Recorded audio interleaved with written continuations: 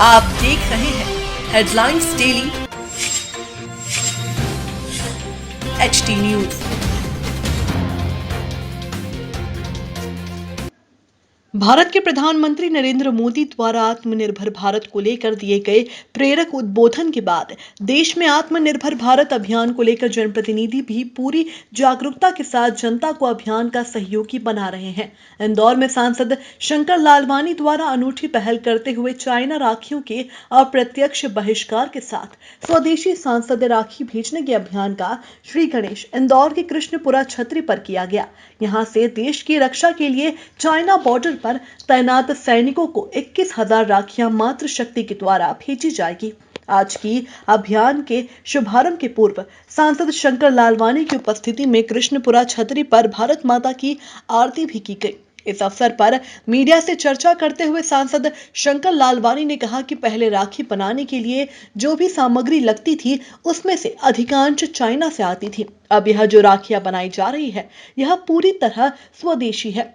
शनिवार से यह सभी राखियां राजबाड़ा पर पुलिस चौकी के पास आमजनों के विक्रय के लिए भी उपलब्ध रहेगी। इनके लिए नाम मात्र का शुल्क मात्र 1, 2, 5 और 10 रुपए में ही स्वदेशी राखियां रक्षाबंधन तक उपलब्ध रहेगी।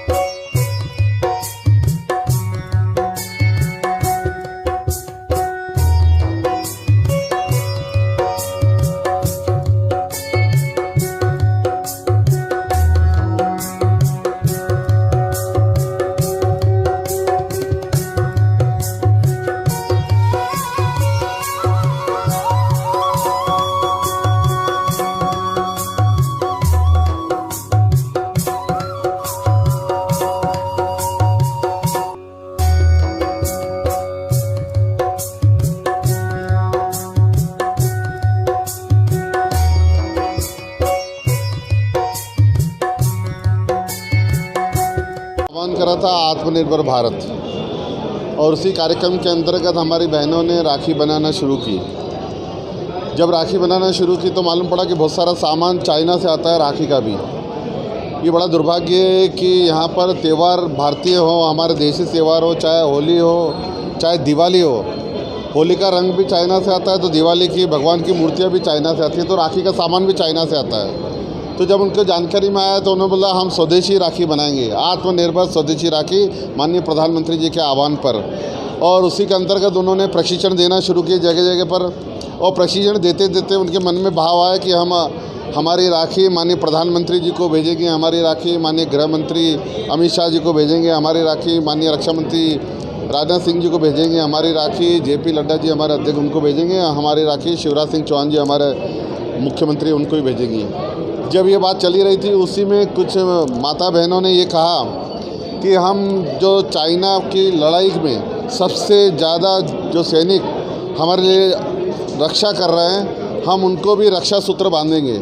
और उन्होंने ये तय किया कि जब ये बात शुरुआत हो रही थी प्रशिक्षण के दौरान, जब मैं भी कहीं जगह गया तो हमने आह्वान करा कि जितनी राखी आप बना रहे हैं उसमें अगर कुछ देना चाहें तो ये राखी चाइना बॉर्डर पर जो हमारे सैनिक हैं उनके लिए दे सकते हैं। तो मुझे इस बात की खुशी हुई कि उन्होंने अपने जो परिवार के लिए राखी बना रहे थे उसमें से आधी राखियाँ उन्होंने सैनिकों के लिए दी। जैसा कि आप जानते हैं कि अभी जो पूरी दुनिया में एक डर का माहौल है, एक छोटे से वायरस ने सबको हिला दिया है। और इतने डर के माहौल में हमारे भारत देश के ऊपर पहले इतनी आपदाओं के बाद चाइना ने जिस तरीके से अटैक किया और शहीद हमारी जो राखी का बंधन है भाई और बहन का रहता है, भाई बहन की रक्षा करता है।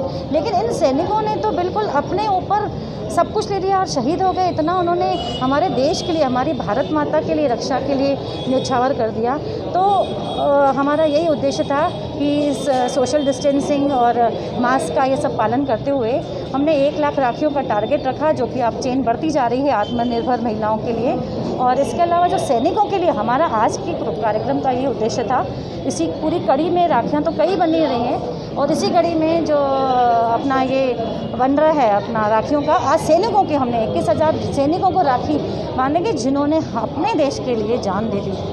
पर्यावरण संरक्षण और प्राकृतिक किसको लेकर ये राखियाँ बनाई गई? उसी को लेके बिल्कुल आप देखिए यहाँ पे ना सब तरह की राखियाँ बनाई है, पूरे प्योर इंडियन, कोई चाइना की चीज़ हमने यूज़ नहीं करी है। प्योर धागा, गोबर, मोती, जो भी मतलब इसमें कुछ भी दूषित होने वाला सामग्री नहीं है, पर्यावरण के लिए आम बिल्कुल। जनता के लिए इसका क्या मूल्य रखा गया है? आम जनता के लिए ये संदेश है कि आप देखो, आप तो अपने घर में अपना ही त्यौहार मनाते हैं, उन सैनिकों के लिए जिन्होंने आपके लिए जान दी, आपको भी उनके लिए भी कुछ सोचना चाहिए। इनकी क्या कीमत रखी गई है राखी? इनकी नॉमिनल है, नॉमिनल रकम है, हम इनसे कोई भी, और यह जो राशि भी आएगी वो भी हम महिलाओं में जो आपको पता है बेरोजगारी कितनी बढ़ गई है, तो कोरोना उन्हीं को ही हम ये करेंगे।